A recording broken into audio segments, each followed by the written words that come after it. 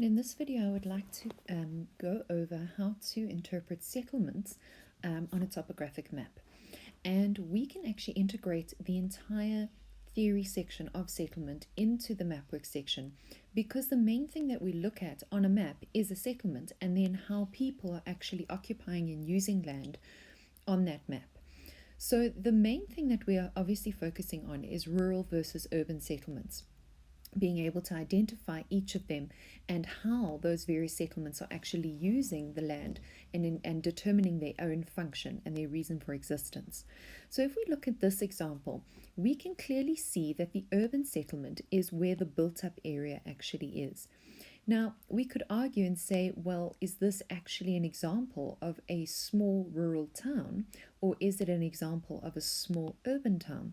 And that really is a debate where there isn't a clear answer, because it all depends on the number of people that live in this particular settlement and how complex its services and facilities are, and how much infrastructure it has available, and how many service or functions you could say it has to provide. So how multifunctional is it, or does it only have one main function? So that really is the debate. And if you argue either way and you justify it either way, and you say that maybe it is more complex or less complex, that could then be your reasoning as to saying whether it is urban versus rural. But let's presume that it is urban in this example, and then we can classify that the land surrounding that area, all of this open land, is all rural settlement based. Okay, and so this is the open land that is being farmed surrounding the actual town. And we can see that it is being farmed because of the cultivated land symbol, as well as the predominant orchards and vineyards symbol. So all of this open land belongs to the rural area that is surrounding our town in the middle, and that town could actually act as a central place town. So we're starting to now use some of that terminology in terms of the classification of types of towns. So this town probably provides various services and facilities to the surrounding region. And we can see that the actual settlements in our rural area are great examples of our isolated farms, because here you can see that the De Hoop farm is isolated and separated away from Dagbreek. Okay, and so those are then individual farmhouses that own the surrounding farms.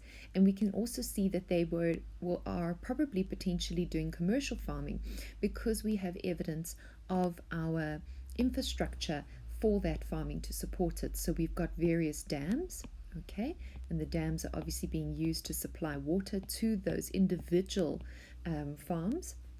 You've also got your farm boundaries, which then will separate the farms out, okay, and you've got farm names. So all of these names then indicate that those are individually owned farms. So we can then see that there is a commercial farming nature here. There's also evidence of reservoirs as well, and we can see that the water, I don't think there's any canals and furrows here in this specific little cutout of the map, but often we can see that sometimes water is diverted from the river, main river, using those furrows and canals. And here's some windmills and more reservoirs. So definitely evidence of infrastructure supporting irrigation. So that is what's happening in the rural area. We can see that there's a primary function. So if we ask ourselves various categories or words that are linked to settlement, the function of our rural settlement is a primary economic function. And we can then also classify it and say that there is predominant orchards and vineyards. We would need a little bit more information about the area for context to know whether it is orchards of fruit trees or vineyards, which is obviously the vines of grapes. But we specifically can say that it is definitely primary in nature and unifunctional, whereas our main settlement we can see is supplying various services. So there's a nucleation of buildings in that built up area. What I also want you to notice, and I'm going to erase here just so that you can see, is that when we look at our urban settlements, depending how the sort of the tonal variation of that gray shading, the darker it is, the more dense that settlement actually is in terms of the size, the number of people. So if it's really dark, a place like a big city like Johannesburg or Bloem, they will have quite a dark shading on their built up area, whereas much smaller towns like this have a much lighter shading, showing that that density and population number is much lower. And then we can consider that function and say, well, they are providing services and facilities all within the town. There is a church, a police station, a shop, a school. You can see, okay, actually don't see the symbol for the shop, but you can see that there is a station, a railway station, little schools. So these are all the services and facilities that are being provided to the surrounding area. So a great example of a central place town. Okay. Consider the pattern, the fact that the urban settlement will always be nucleated by nature of the fact that it is clustering together, whereas all of these farms at this scale are actually dispersed from each other. The buildings over here are nucleated around a particular piece of flat land, but we can see that the De Hoop farm is certainly dispersed from this other farm, Remhoogte. Then we can consider the shape as well. There isn't really a clear shape in this example. Dispersed obviously doesn't have a pattern, or a shape. It's going to be just very regular and scattered across. And if we could see the outline of the town, it might be that it's developed along junctions and things, but it isn't actually very clear here in this example. So consider all of these terms as really ways to classify and differentiate the different characteristics of your settlement and potentially where that would then sit on that hierarchy triangle that we have spoken about in our theory section. I'm going to have a look at rural settlement in a little bit more detail. And the specific terms that I would like us to focus on is the actual patterns that can exist within a rural settlement, the shapes that can be evident based on the periphery of the actual rural settlement, and then the site and situation of specific settlements. So if we have a look at our pattern, it's quite important to realize that within a rural settlement we know that we can get two types of patterns. We can have a dispersed pattern versus a nucleated pattern, whereas we know that in a urban settlement it's only nucleated. And remember that it's all also dependent on the scale of the actual image that you're looking at, because something might seem nucleated if you zoom in really close, but if you zoom out further and you look at it in context with relation to other settlements surrounding it, it then might seem dispersed. So always consider the scale. Okay, so for our dispersed pattern, we're going to have a look at the St. Kitts Estate. And the St. Kitts Estate is a great example of an isolated farmstead. It is isolated far out from any other region, and the reason for that is that they are using the land surrounding them for commercial farming. So we can see evidence of the irrigation systems that the St. Kitts Estate is using for their cultivated land. Okay, we can see the farm boundaries, which is often an indication of commercial farming, and that land has ownership or sole ownership by the estate.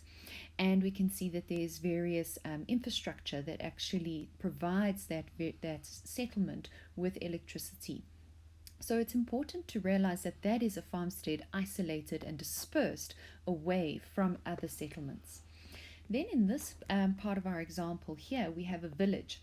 And this is a traditional African village because we can see that although the houses are scattered and dispersed across the actual landscape, they are found within the actual cultivated land. So this is a good example of communal farming, and the entire village actually occupies and owns that land communally, and they are then farming it through subsistence means to then obviously produce food for their families, but possibly any surplus then could also be sold. We can see that it is quite clearly subsistence because there isn't evidence of expensive irrigation systems. Okay, the farming is certainly making use of these perennial rivers that are scattered across the landscape.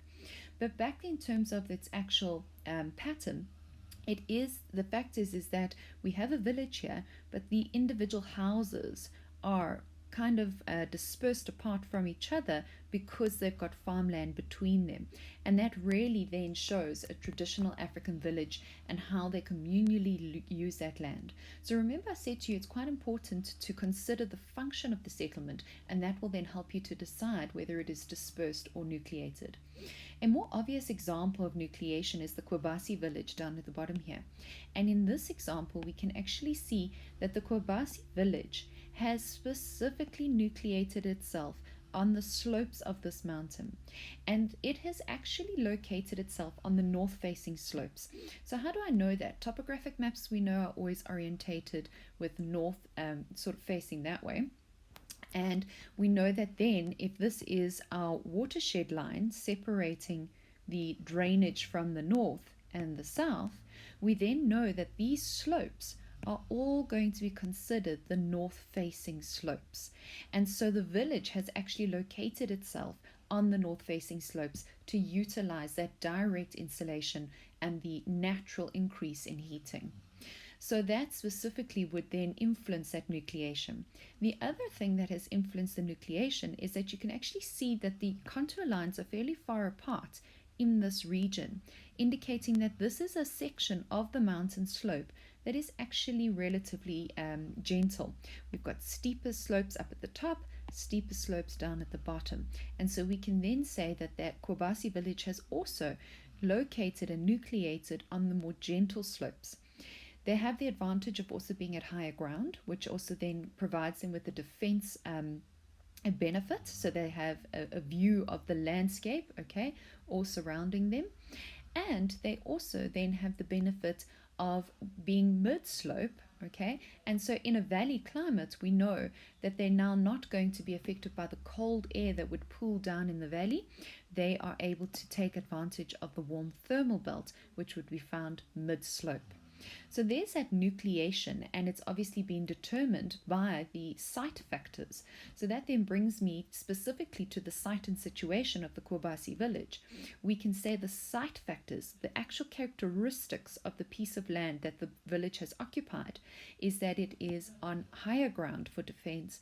It's got a north-facing slope, gentle in terms of its gradient, and it's also found on the mid-slope, taking advantage of that warm thermal belt. So those are the characteristics of the actual piece of land. If we then consider the entire village's situation with regards to its surrounding regions, okay, we can then get extra information from maybe a fact file or other sources in the actual paper, and that would have told us that it's in the Eastern Cape.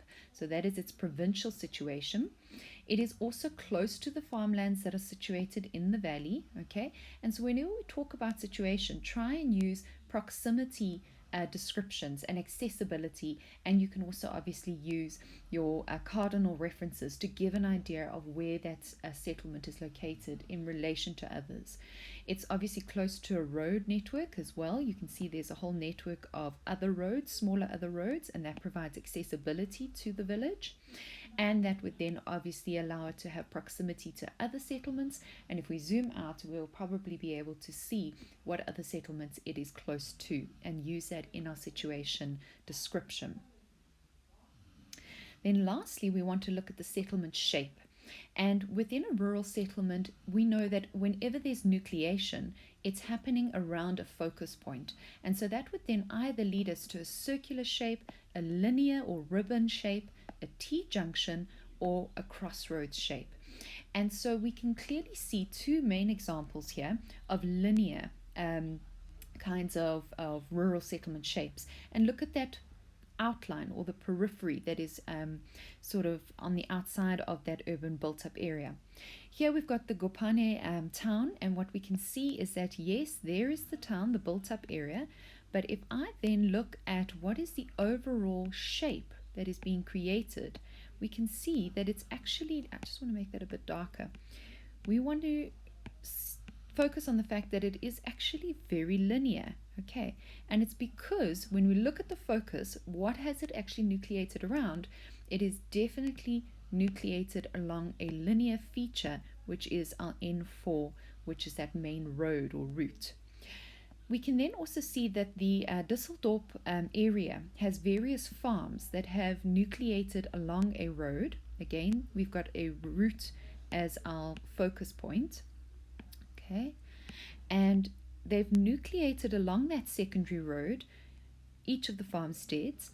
But what's important is that the road also follows the shape of the river. So the river came first and dictated the shape that the road would follow. And then the farms have actually kind of decided to nucleate further up, away from the actual bank of the river, to avoid that flooding that potentially could happen along the floodplains. So they've nucleated in a linear shape. So again, we can actually look at the overall shape along that route. It's a linear ribbon shape, and it has occurred across the actual secondary road or route. Let's look at some specifics in terms of urban settlement. So I've got some examples here of smaller urban settlements. Okay, so if we think about a hierarchy triangle, we're really not looking at the top part of the triangle with the most complex settlements. We're looking kind of in the middle at these very small towns or possibly large towns. Okay, and so in terms of the function of these towns, they are going to provide a variety of goods and services to surrounding regions. They're all great examples of probably central place towns. But specifically, remember I said that a town could also be dual in terms of its classification. Like Ceres is a good example of a town that has developed at the gap in the mountain. So although it provides services and facilities to the surrounding rural farms, it actually developed at that exact position because of the gap that exists within that mountain. So in the mountain range, we have a gap that has formed because of the river cutting through it. And within that has been obviously now an opportunity for infrastructure to be developed and to converge within that route or that location. And so the convergence of the railway and the main road then led to the fact that developers would have said, okay, this is a great position for the Ceres town to then develop at that gap in the mountain, and then it becomes accessible through the convergence of those transport routes. So that is a great example of a gap town that can actually exist. And if we have a look at Ventersburg, what we can see here is that we've got the actual routes converging and creating a junction, a crossroads. Okay, and so they've developed along that actual, or the town is developed right at that junction point. So we can clearly see that Ventersburg and the township that is developed alongside have developed at the actual junction. So that is then a great example of a trade and transport type town, which is specifically a junction town. Okay, so this was the example of the junction town, and Ceres was the example of our gap town.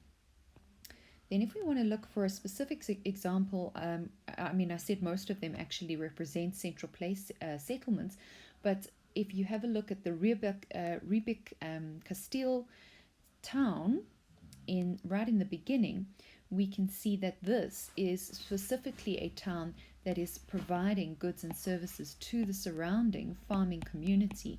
And so that's a great example of a central place settlement.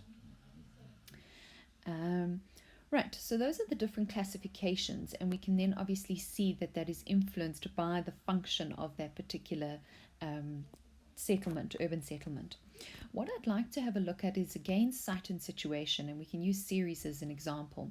Ceres is located, if we talk about its site, it is specifically on flat land. We can see that all the contour lines are clustered to the west here, and that there's really no contours over here. I mean, they're very far apart and quite faint, and that then shows that this is the valley or the lowland that surrounds the high, or is below the actual highland on the west.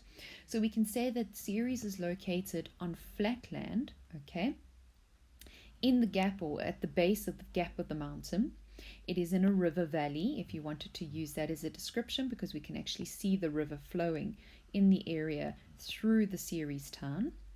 And we know that there is then fertile soils across this region, because there has to be fertile soils for that amount of farming to take place as well. So if we look at the landscape is covered by our orchards and vineyards leading us to believe that the soils are fertile. So that would be a great way to describe the characteristics of the land that Ceres is located on. If we then try and describe the situation, we say, well, what is the relationship that Ceres has with its surrounding environment? Okay, and specifically it is in the Western Cape province. So you would receive extra information in a fact file or a location map to give you that, and you would then know that it is, in terms of its situation, in the Western Cape. Okay, it is close to the gap in the mountain, so that then leads it to have increased accessibility to other settlements. So you could possibly then look on the map what other settlements it is close to and give that proximity. And then you could also describe, using cardinal references, that it is east of the Ceres Mountains, or east of this nature reserve. I can't see the full name here because it's been chopped off, but you could say it's east of that nature reserve. So you're describing its situation and giving an idea of its location with regards to its surrounding environment. Right, then when we look at our settlements, our urban settlements specifically, we can look at the various types of street patterns that can exist. And remember, we've got specifically a gridiron, radial concentric, and irregular. And you need to ask yourself also, once you've identified the street patterns, which I'll go over now, but you need to ask yourself from your theory notes, well, what are the advantages of that street pattern or the disadvantages of the street pattern? And consider why that street pattern has then been used in association with that land use zone. Because certain land use zones obviously will make use of certain patterns because they lend themselves to actually facilitating the land use more appropriately. So specifically in this town of Oudtshoorn, you can actually see a clear example of the gridiron pattern. I want to make this a little bit smaller. And there you can see the gridiron pattern that exists within the CBD of your actual town. So we can see how the roads are intersecting at right angles to each other. Okay, making that right angle intersection. And then you can consider the advantages and disadvantages of that. Often gridiron has to be built on relatively flat land because we can see that we also have very big plots of land between the roads. So this would then indicates quite a lot of built up area, and we can see that the contour lines are actually quite far apart. There's the contour there and there's a contour there. So the land is relatively flat to facilitate that gridiron pattern. Then we can also see a great example here of radial concentric within this little zone. So over here, I actually just want to color code this for you, your gridiron pattern. And then you've got your next one, which I'm looking at, is radial concentric. Nice little example here. What we can see is there's this ring road that has developed. Just make that a bit smaller. And on the ring road, you actually have you've got radial lines of roads kind of leading out and radiating out of that central point. And then that gives accessibility to the central point from outlying regions. And then what we can see is that they have actually been connected by rings in between. So you've got rings that connect the radiating roads outside of that. And that then also obviously facilitates traveling between each of those radiating roads, so that you don't have to always travel along one specific road or radiating road into the center. You can travel along the rings and actually bypass main roads, and that obviously is an advantage in terms of traffic. So as you can see, I'm struggling to draw a perfect little cobwebbed pattern, and that is exactly what I want to show you, is that these are obviously, these road structures and patterns are dictated by the actual relief in the area and the various facilities and things that are available. So we can't make perfect theoretical drawings, but we can see that the general pattern that actually exists. And then lastly, we've got a great example here of some irregular road networks. Okay, so this was our example of our radial, and then lastly we have irregular. And whether those are planned or not planned, the main thing that you can see is that the road network really doesn't have much of a pattern to it. They go in every which way, often very much dictated by the actual relief of the land, having to follow where the land is flattest and easiest to actually develop. And so you see a very irregular pattern. Okay, so that is your main street patterns.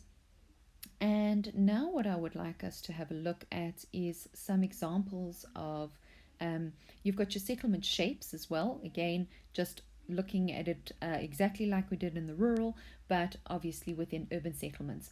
As your settlements get higher up on that hierarchy, in other words, getting into being the size of a metropolitan region or a sort of primate city, you're not really going to see a shape, because the more that settlement sprawls out, the more it will lose its shape. So if it originally had some kind of stellar shape because it grew along the actual transport routes that exist within that city, okay, we know that as that development is going to occur along the region, I just want to give it a different color, okay, we know that when more and more development sprawls out along the periphery, so those gaps of open land will start to close and the shape will actually be lost, and we will no longer have that stellar shape but more of just an irregular shape, indicating that extensive sprawl that has actually occurred. I just want to see if I can cut that and make it a little bit smaller. It's taking my writing. All right, so the idea there really being that the smaller the urban settlement, the more distinct that the shape might actually be. Let's have a look at specific land use zones that you might have to identify. The main one, obviously, always that comes up is a CBD, a central business district, because we want to obviously be able to see where is the main business located and the services and facilities. And often you want to be able to identify the fact that there are large plot sizes. So if you look at Pietermaritzburg, the CBD is very obviously sitting in the center here. And if we specifically look at the characteristics of that and the evidence that you would have to provide, I just want to get a bigger highlighter tool here. The evidence that you would provide to prove that this is CBD is it's got really big plot sizes to facilitate the larger, taller buildings. You're also going to see a great example of a gridiron pattern, okay, often found in the CBD to facilitate those bigger plot sizes. Definitely a variety and a clustering. Centralization is actually the better word, of services and facilities. So look at the number of churches, the post offices, the police station, the schools that are available, the hospitals. They are all located within that central business district. And often, especially with our old settlements, we have clustering of our monuments and our important historical buildings, and that is going to be found within the CBD as well. So there you can see it's been written in italics, and there is the monument sign showing that that historical building or monument exists, and museums. That's always found in the actual CBD. Then in terms of our surrounding residential zones, often we're going to see the irregular street pattern. Oh goodness. And you're going to specifically look for smaller plot sizes, okay, because obviously houses aren't going to take up as big plot sizes as the CBD. You're going to look for shops in the area. You're going to also make sure that you realize that they are very far from any heavy industry, okay. So a great example here, you've got your Woodlands region suburb, and there is a great example of irregular street pattern, okay. And what you can notice within the Woodlands suburb, okay, is that there is schools and churches. So we know that that's going to be services and facilities that definitely are required by residential areas, recreational areas as well. So that's a nice example of your residential land use. And you can consider what they are close to in terms of other facilities to consider the high order or the high income, middle income, low income. Often we will find that our lower income might be closer to your industrial regions, okay, to give that easy proximity access to a place of work or to bigger transport routes to actually be able to facilitate using public transport. Whereas we might find, and in terms of plot sizes, the higher the income, the bigger the actual plot size as well. Right, then we've got our industrial zone, and the industrial zone is covered more in the economic section, but specifically just to identify it, you can also then see the bigger, large black blocks indicating those huge buildings. And often we can see that these are not going to have the W next to them, because if it's a W, we know it's a shopping mall showing a big building. But that then is indicating our industrial region, and also knowing that there is a transport route with a railway, okay, as well as a big road, an arterial route, which is also facilitating the movement of goods and services in and out of that industrial region. Okay, but then also just have a look at your economic notes, where we look at the factors that influence the location of industry, and that would help you to also identify industry. Remember, in our urban settlements, we always have examples of recreational zones, obviously available to the residents of the actual settlement. So in Pietermaritzburg, you can see lots of examples. Here's the Scottsville race course, so often we can see a track. We can see recreational fields, all right, available, parks and things like that. Golf courses as part of our recreational features, all right. But it is important to note that the green belts are specifically the natural land that will be, actually just want to use a different color here. It's a bit more obvious. The green belt needs to actually be in green. Sorry, color coding A-type personality here. So here I have my green belt, and remember that's more of our natural landscape. And so here you can see along the mountains, you've actually got woodland symbol, and that would be your natural landscape that is scattered across that urban settlement. If we see that we have a protected boundary, then we can also look at the fact that that might then indicate a reserve or a nature reserve, and that then also indicates an example of a green belt within our urban area.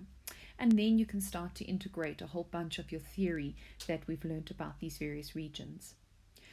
Right, I'd also like to comment on the fact of an urban, rural-urban fringe. And the rural-urban fringe is quite easy to identify because it really is on the outside. Let's look at the rural-urban fringe more closely. This is obviously within Bloemfontein, the city. And this is really on the periphery of the Bloem city. So here you can see the built-up area, which is part of the actual urban area.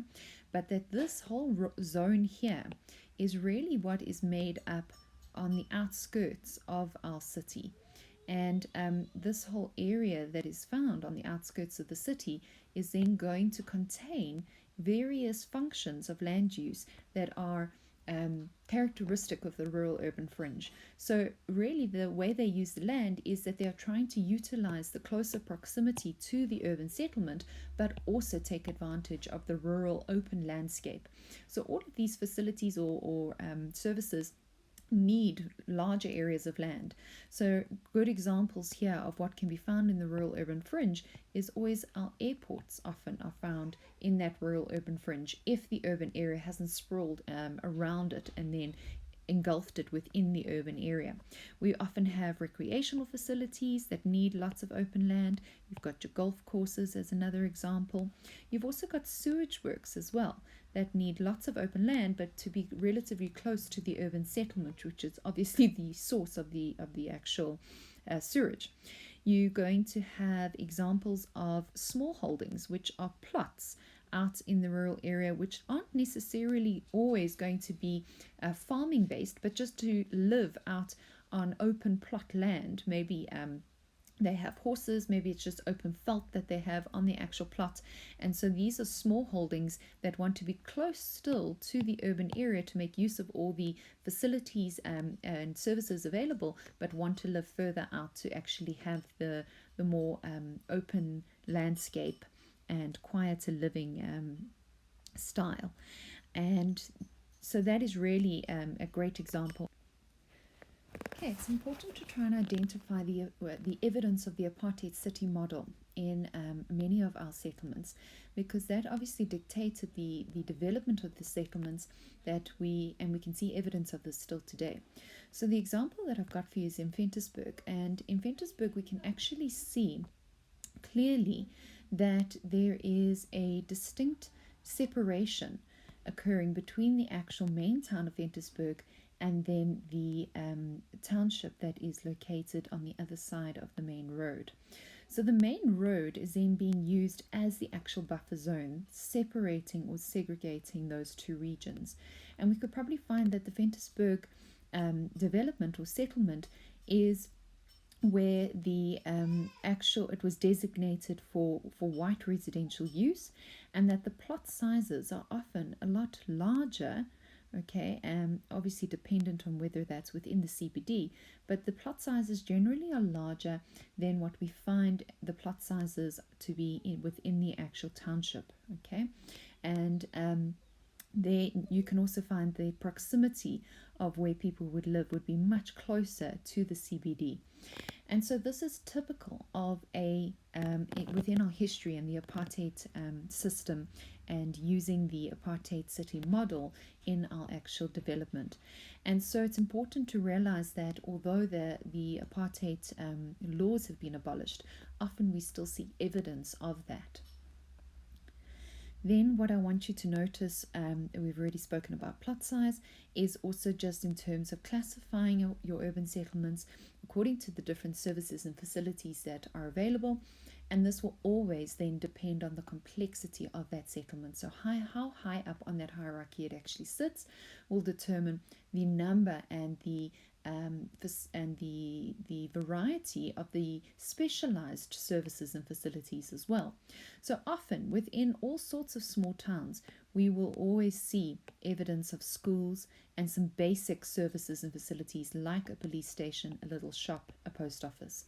But it's really within the settlements that are higher up on the hierarchy where we will see hospitals, colleges, universities, okay?